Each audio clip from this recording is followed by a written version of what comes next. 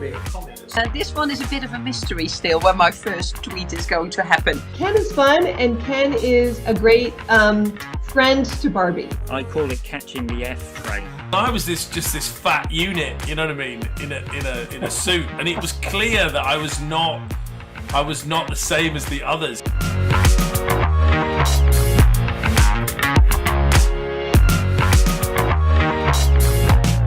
Happy New Year, everybody, and welcome back to WFA's Better Marketing Podcast. And indeed, what a way we're going to start 2022 with one of the absolute legends of the English advertising industry, Sir John Hegarty. I'm about to meet him, and I will undoubtedly talk about the agency he's worked at, so let me not say that. But what I would say is I think Sir John has been an inspiration to many in this industry. And in fact, the first agency I went to see when I became a client at the Coca-Cola company and I'd left running Low Howard Spink was indeed BBH, just so I could see how they worked on the inside. But John, how marvellous that you've joined us. Thank you so much. Can't think of a better way to start the WFA Better Marketing New Year, because rather bizarrely, given my passion for it, we haven't once asked anybody to come and talk about what I consider to be the most important thing in marketing, which is creativity. So welcome.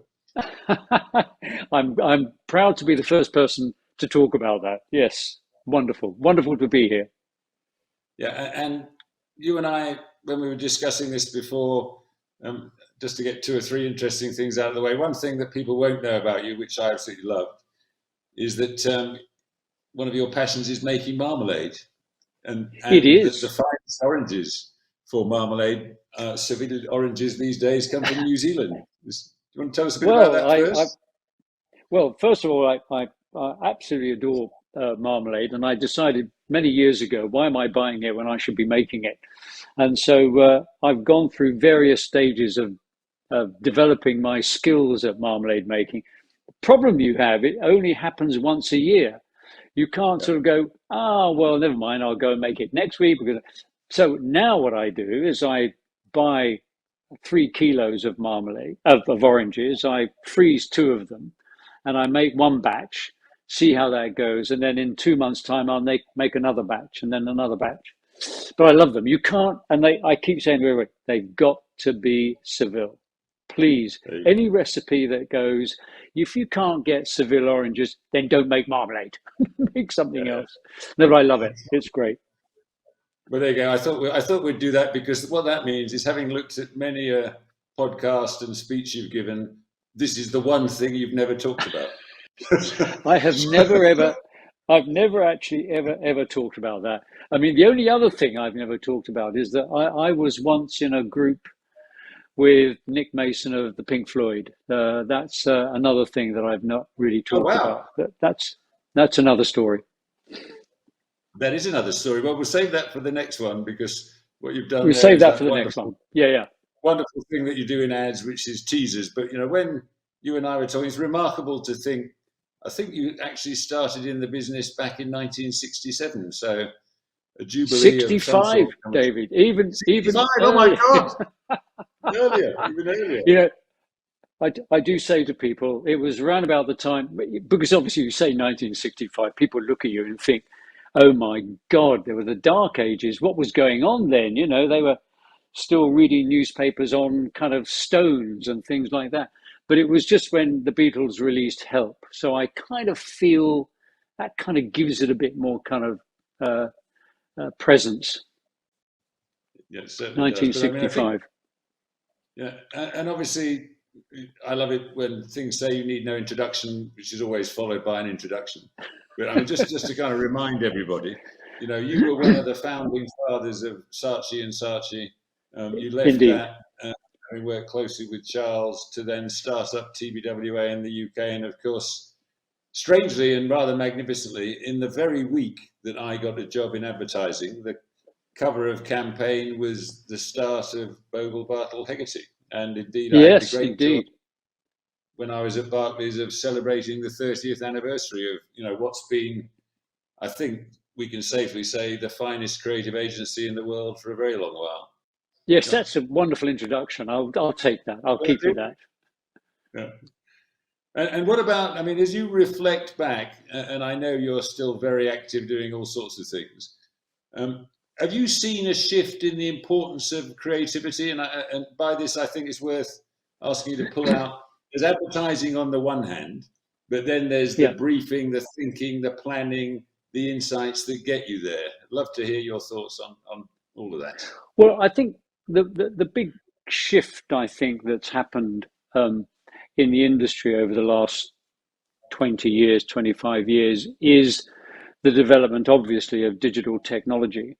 And I kind of explain that when a profound, significant piece of technology occurs, creativity kind of steps back because everybody becomes obsessed with the technology.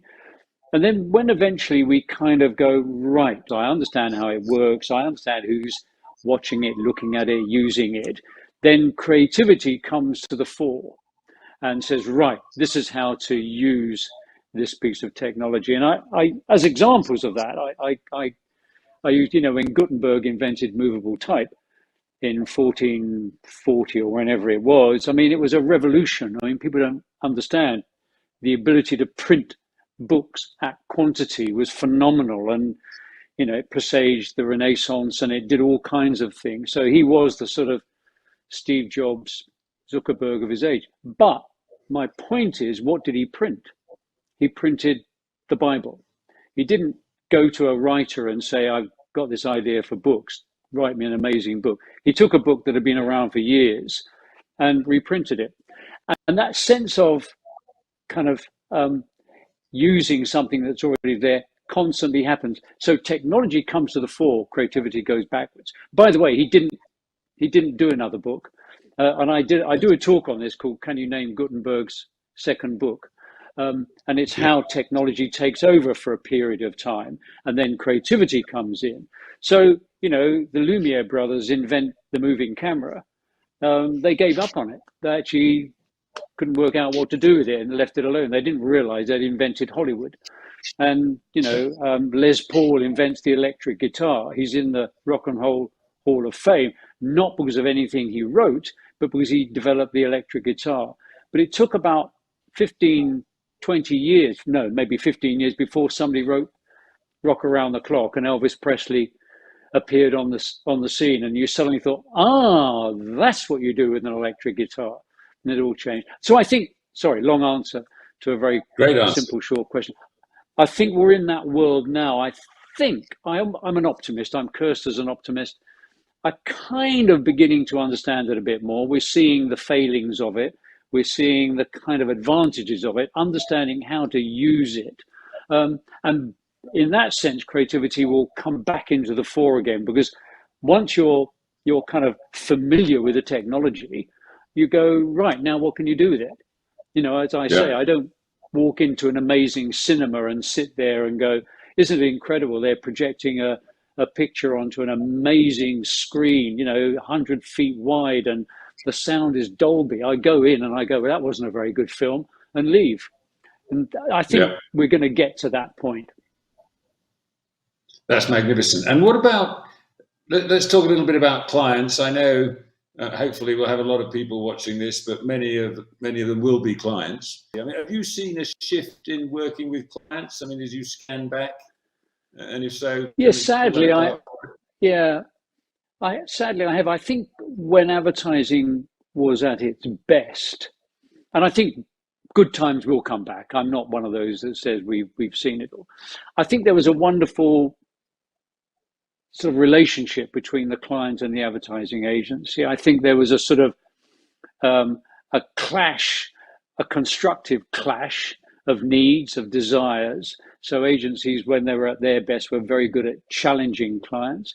Good clients were really excellent at challenging agencies, but you both valued what it was that you were trying to create. You both valued this thing, this piece of work, this piece of magic that you create. I in my book, I described it as turning intelligence into magic, and that piece of magic was going to transform the sales, the opportunities of the company, its perception in the marketplace. And it required a kind of a dramatic relationship of respect, but challenging each other. What I see today is I see clients talking to them who become over-reliant upon the technology, upon data.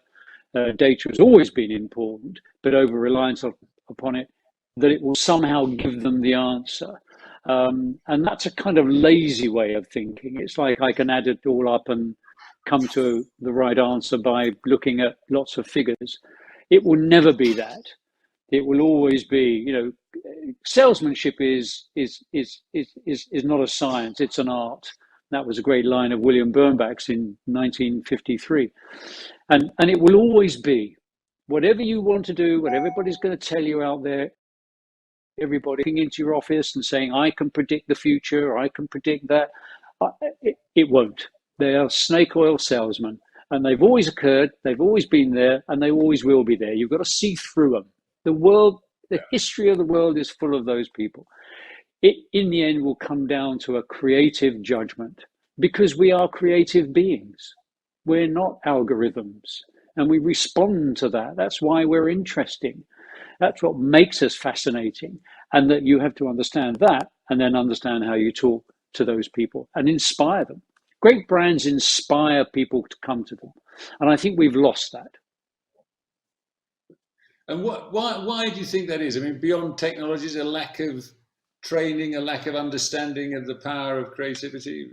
Where's the problem? I think a whole range of things. I think we've got a lot of obviously very bright marketing people who've come into the business in the digital world. They haven't really experienced the analog world. They've come into it in the digital world, and they constantly look for answers in the digital world, because that's what you're used to. And the great thing that creativity teaches you is it says you cannot go on doing the same thing expecting the same results. You cannot go on doing that. You've got to look outside where you are. You've got to dare to be different. And I think that's the great thing that creativity teaches you. And I think that's what I would be saying to marketing directors today. Yes, technology is fantastic, it's just incredible. But if it's not giving you all of the answers, you've got to look outside, and maybe you've got to go backwards to go forwards. And I sort of look at, I try to step outside of advertising. I don't live, I used to say to everybody, I work in advertising, I don't live in advertising. And you've got to do that as a marketing person. You've got to step outside the world you're in, toothpaste or whatever it might be, and realize there's a big wide world out there, and people aren't obsessed with your product. So how do I get them to kind of give me a little bit more of their time? And so I look at things like, I look at the Bond franchise and I go, why is the Bond franchise so successful? What have they done? Why is that? Because you can look at it as a brand. It's a brand, its value in 1962 when it launched in the cinema was maybe, I don't know, would you say 20 million? That's probably, maybe not. Its value today is vast. I mean, it's like over a billion. So how have they done that? What have they done? And kept the same end line, License to Kill, kept the same piece of music, dun, dun, dun, dun, dun, dun, dun. I'm not a great singer, I won't go on for that, but you know what I mean. And but what they do is they constantly refresh the story, because they've developed a relationship with their audience. And I think brands today have forgotten how to develop a relationship with their audience. And you can't do it instantly. It has to be grown, and you can't keep changing. So I look at things like that and go, why is that being successful? What can brands, commercial brands, learn from that world? Because if I'm the audience, and I hate using the word consumer, I think it's a horrible word. If I'm the audience, I don't break it all up. I don't say, oh, that's advertising over here, that's films there. I go, what's interesting? What do I want to talk about? What fascinates me? Who's stimulated me? Who's inspired me? And that's the way you've got to think. And that way, if you do that, you might go, I could learn some lessons from these people. Stop changing all the time. Stop constantly changing my end line, my this, that. and have a constant conversation with my audience, but constantly refresh it and develop a point of view like that. Fantastic. I mean, I do think Bond is interesting on many levels, isn't it? Because as we touched on when we were chatting before, the ability to see into the future that they've had. So you watch a film that was on ice for 2 years, which must have been 2 years in the making, which is extremely relevant to the pandemic situation we find ourselves in, on the one hand. You also watch a film where I think, The Guardian has always, every time a Bond film's come out, they've always run an article that said, enough already, when will this sexist nonsense be over? But actually, Bond is flexed, changed with the times, and the trends were right.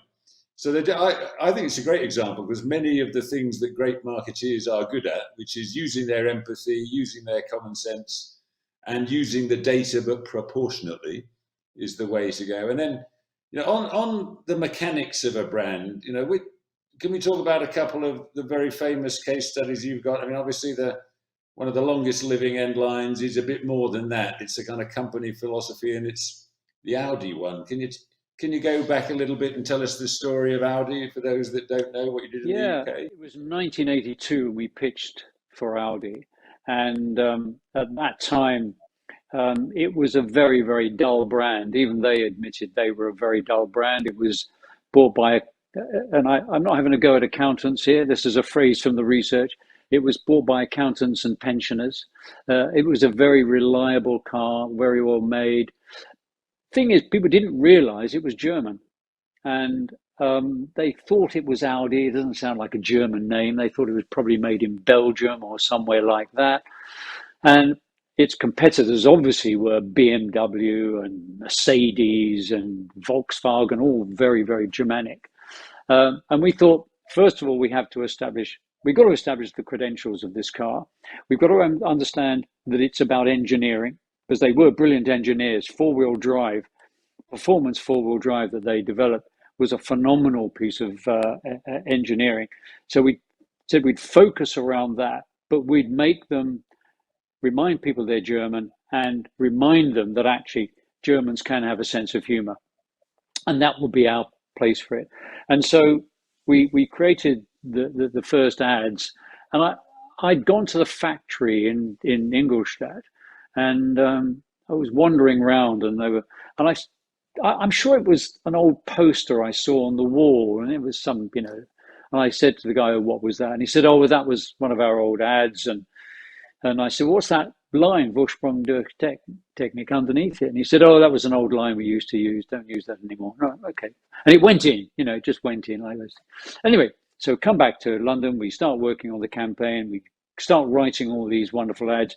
And somebody, quite rightly, I think it was Nigel Bogle, my partner, said to me, "But John, how do we tie it all together? What, And of course, I'm doing that. Oh, the brilliance of my creativity will tie it all together. Yes, John, thank you very much. No, it won't.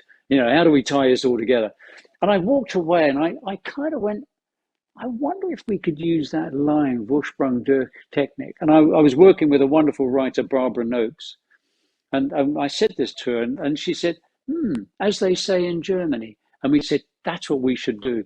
So at the end of every ad, we'll just have two cars drive on, and Vorsprung durch Technik, as they say in Germany. And we got Jeffrey Palmer, who was a wonderful actor, very laconic, very British, very, I almost say English in his delivery. And he was doing it in a very sort of, as I say, laconic way. And it just made it humorous. But the great thing there, it became famous. They researched, should we do this? And research said, whatever you do, don't do it. The British don't like the Germans, don't remind them it's German. It'll affect sales and it won't succeed. Fortunately, we had a wonderful, wonderful marketing director there, Brian Bowler, and Johnny Mazzaros, who was head of advertising, both said, but we are German. Tell the truth. Why do we want to hide that? And they said, we'll ignore the research and we're going to go with it. And the rest, as they say, is history. So, it's a wonderful example. I think because we had executed it in a humorous way, people went with it. And people forget that. You can't judge that in research, the humor of something. But Brian and Johnny both kind of said, we can do this. and they did it, and that's how it came about. Fantastic. Well, it's a great story, and again, I think that comment about "but it's true" is magnificent as well, and it stood the test of time. So when I see it today, it still resonates, it still works, and all power to the marketing people who've resisted the temptation to change. Because I think actually, David, not to spoil your story, I think they have now just changed it, which is, I think, hilarious. Yes, they have. Yeah, and they've done something about the future, something. And they, as soon as you use the word future, in my view, you're not in the future. But anyway, it's funny that we should do it. Literally, I think it's just changed. But it stayed there for 30 years. Yeah, well, it's an extremely good innings, but it's odd, isn't it? It's a bit like, we shared, and I think it was work that one of the finest bits of work BBH did in my Vodafone days was actually for the internal culture, which was red, rock solid, and restless. Absolutely magnificent. Yes. Resonated all around the world. Our own people did all sorts of incredible things with it. We didn't need to tell them. Change of CEO, it got changed. And you kind of go, why? Yeah. Why have we changed it? And it didn't sound like an end line. I loathe end lines. I loathe all that. But it sounded like something somebody would say. A person might say that. Oh, that's pretty good.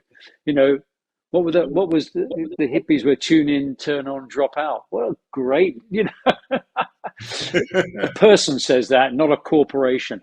Don't be a corporation. Yeah.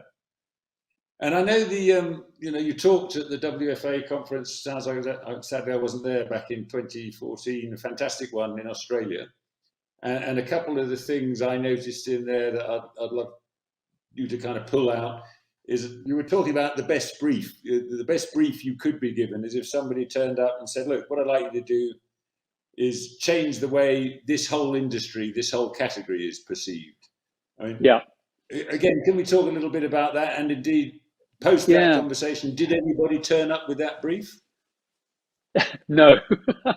I've always said actually that people forget the importance of a brief.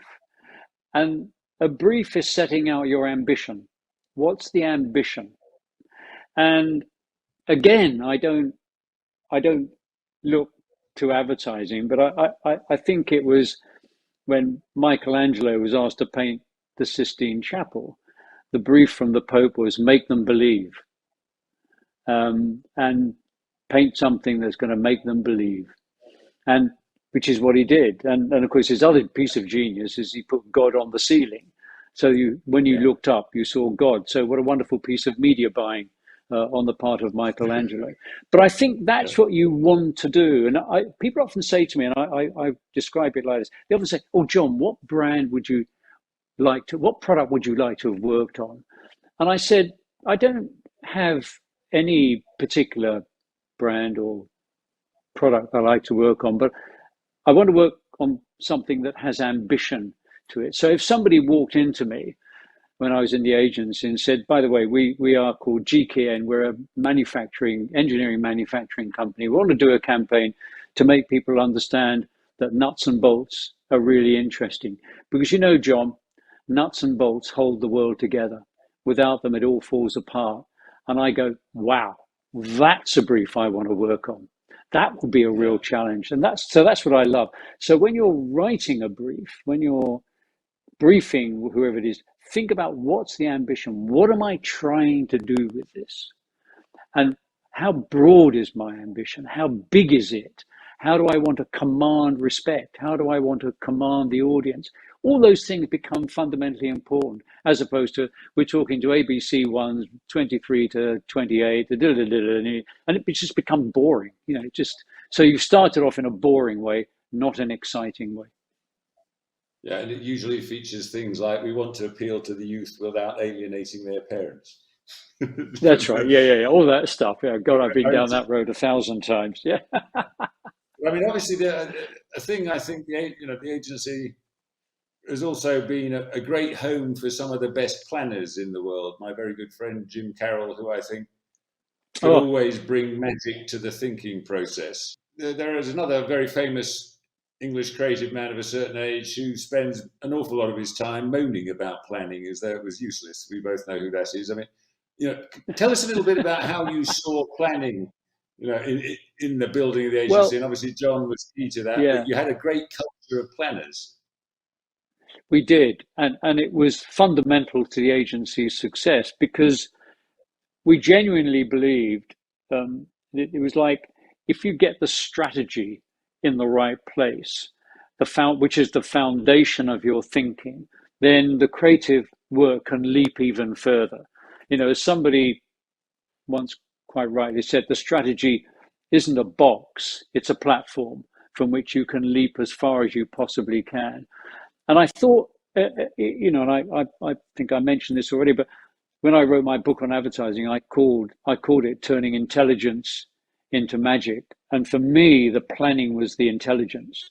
And it would come to me with a point of view, and it would come to me with some really interesting insights, because obviously as a creative person, you have a point of view about lots of things. That hopefully what makes you an interesting creative person.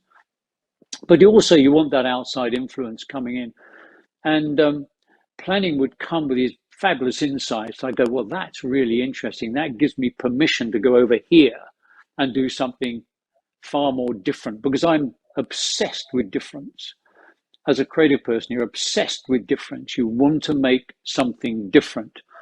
And that's fundamental for communication, because that's how we take in information. Even as if you talk to a child psychologist, they will tell you the way babies learn is that you keep having to change the way you talk to them, what you say to them, because they very quickly go, yeah, you said that. I've got that.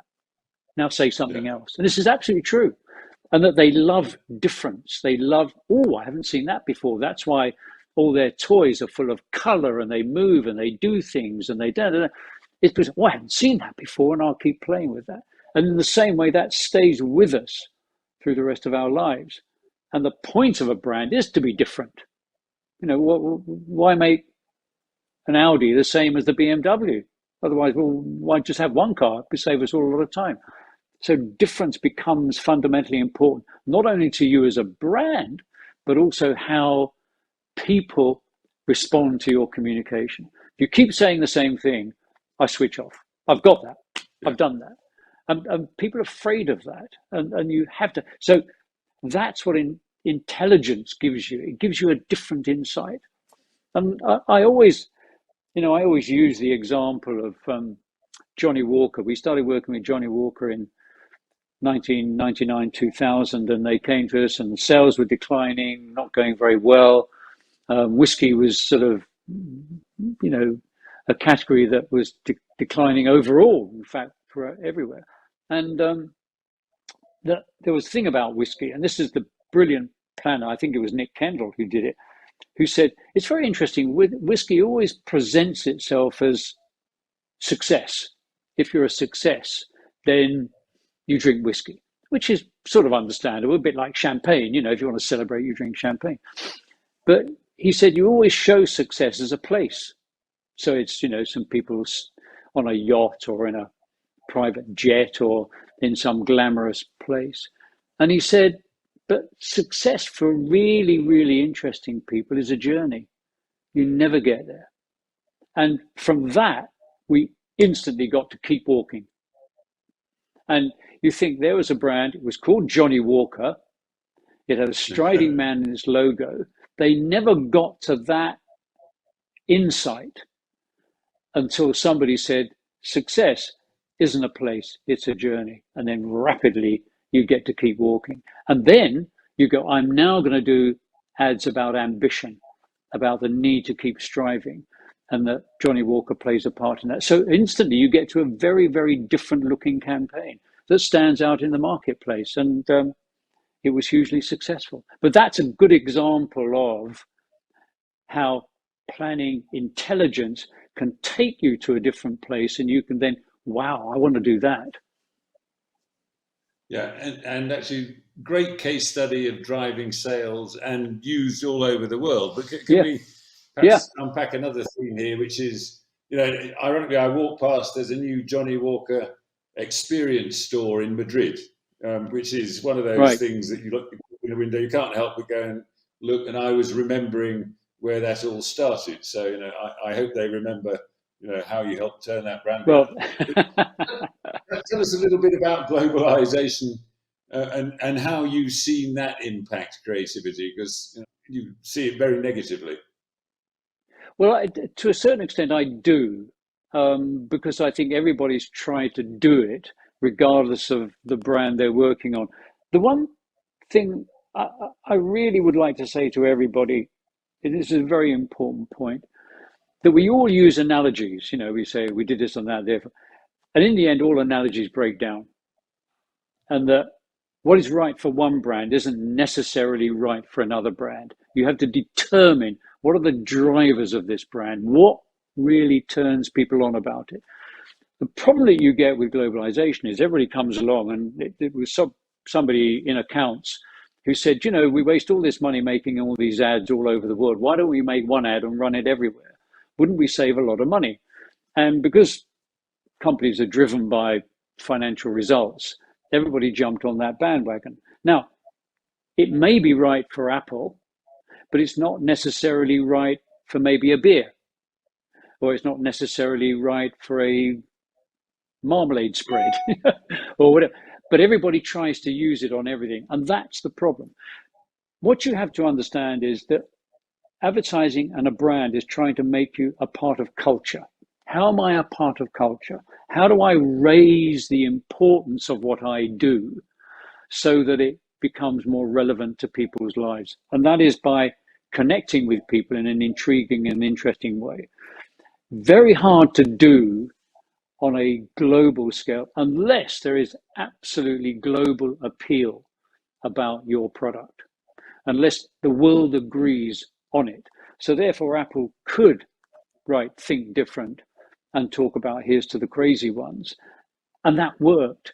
But it doesn't necessarily work when you're advertising a brand, maybe a beer, that talks to a local audience.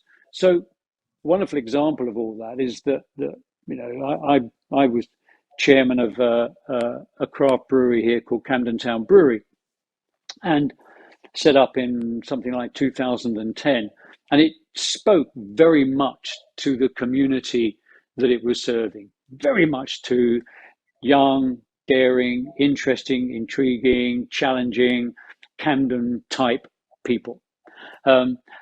They launched that brand takes off. In the meantime, global beer brands are declining.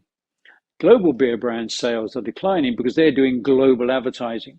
The local audiences, their communities, are saying, well, it doesn't relate to me.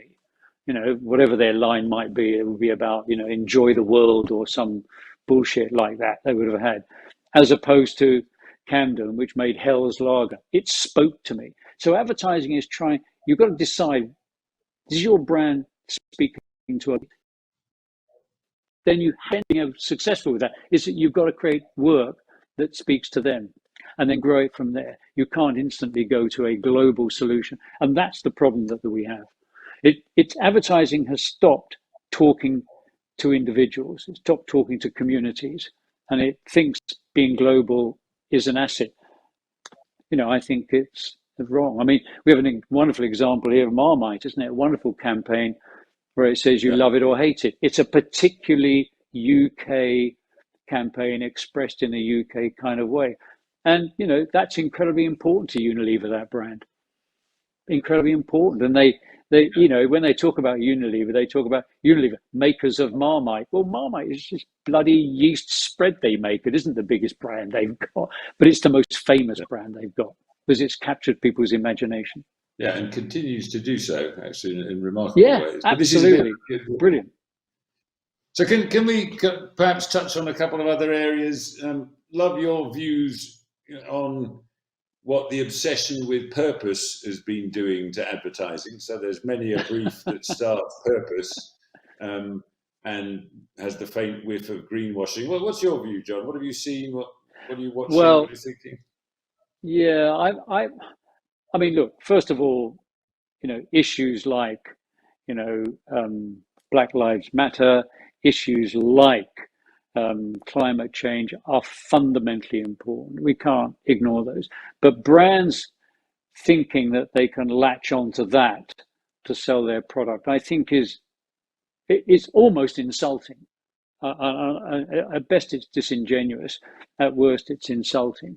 And the fact that you support Black Lives Matter is wonderful, but that isn't why I'm buying your product. I'm buying your product because one, it's made ethically. One, it's made in a way which doesn't harm the environment. Two, that you're an equal employer, that you make, I want you to deal with your problems, your issues, and then tell me why your product is so valuable to me. Don't think by just attaching yourself to the latest purpose that you're going to gain support from the community out there. I think that is absolute nonsense. And you come completely unstuck. And look what happened to Pepsi Cola when they tried to do that. Massive own goal. Instead of telling me why this product is great so that people admire it. And I buy things I admire. That's, but make your product something people admire. Have faith in what you make and make it in a way which people can trust.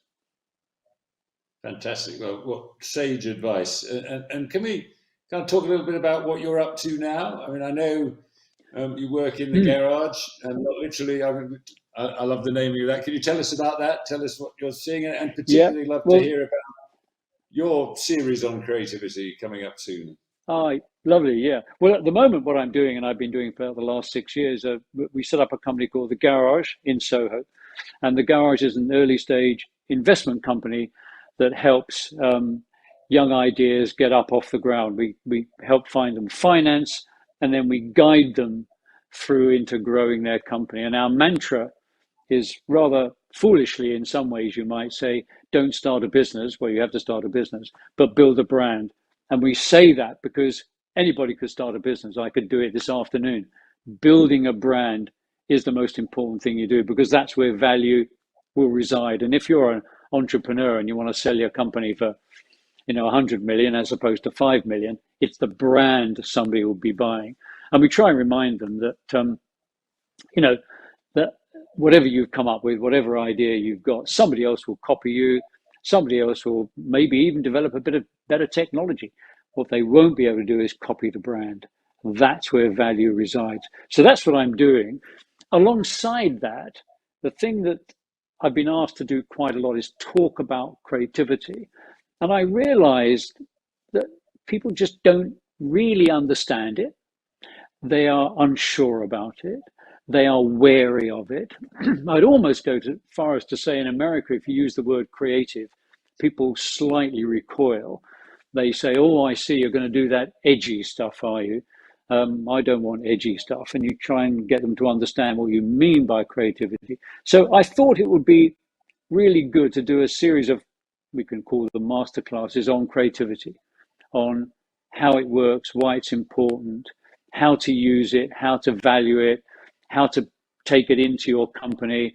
And there's a lovely quote from McKinsey's that says something like, they've done an analysis of this, and they say 63% of, I think it's 63% of companies that engage positively with creativity produce better returns for their shareholders. So I've called this the business of creativity, because I want people to understand how to use creativity in their business, because ultimately that is what's going to make the difference. All the data in the world won't, but creativity will. So that's what I'm looking forward to doing it, actually. Yeah, no, and I'm looking forward to seeing it. And we might be cheeky enough to ask you if the WFA can get their members could get some preferential rates when it eventually arrives. But we'll save cheeky for another day. We would. No, you can be cheeky today. Actually, we would love that. I would love to do it. I'm not doing this. Look, I'll say something a bit provocative. I'm not doing this to get rich. I've got enough money. I promise you, I have. I'm doing this because I passionately believe in the power of creativity and how it is misunderstood and what it can actually do to transform a company and the people within it. And please do say to your group, we will definitely give them preferential treatment. Fantastic. Because I want to do it. I want this to go out there. Yeah, and it should. And as I said at the beginning, so wonderful to start the new year listening to you on the subject of creativity. It's been in and of itself a masterclass, an absolute delight to spend time talking to you. I think you're off to New Zealand tomorrow, aren't you, John? I am indeed. I'm unlike Mr. Djokovic. I'm vaccinated and everything, and I've got so hopefully I'll get in. My wife Philippa is a Kiwi, and we go back every year to see family and things like that, which I love. We normally go away 5 weeks. We get rid of February because February is terrible in the northern hemisphere. I always describe, I think I said this to you, February is a bit like Tuesday, except there are 28 of them in a row. Instead of wishing it away, go away is my view of it. But this year we're going away for 6 because we've got to go into quarantine for 10 days. So I've set myself all sorts of things that I want to do. So hopefully it'll be good. Well, listen, I thought that was sensational, John. So thank you so much. Oh, thank you, David. Thanks. Really great. Well, lovely seeing you. Well, what a sensational way to start 2022. And having listened to a legend of creativity, how are we going to follow that? We're going to follow it with a legend of the media world, David Porter from Unilever, who knows more about media in APAC and China than anybody else I've ever come across. So really looking forward to that, and looking forward to hearing how your 24 Tuesdays have gone when we get to recording the next one. Take care.